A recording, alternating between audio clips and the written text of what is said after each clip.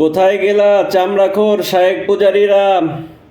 এই হাদিসটা একটু দেখে যাও। সহিহুল বুখারীর ৩য় খণ্ড ১৪০৫ নম্বর হাদিস।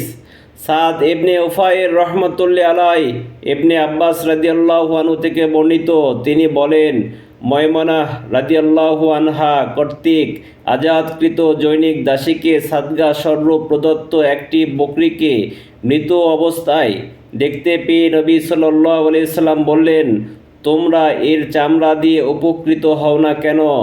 তারা বললেন, এটা তো মৃত। তিনি বললেন, এটা কেবল খাওয়া হারাম করা হয়েছে। শায়েক পূজারী, তোমরা চামড়া দেখলে তো লোভ সামলাইতে পারো না, তাকেও হারামটাকেও তোমরা হালাল বানিয়ে ফেলো। তোমাদের সামনে যেটাই দেওয়া হোক না কেন, তোমাদের অ্যালার্জি হয় শুধু হালাল খাবারে, হারাম খাবারে কিন্তু তোমাদের অ্যালার্জি নাই।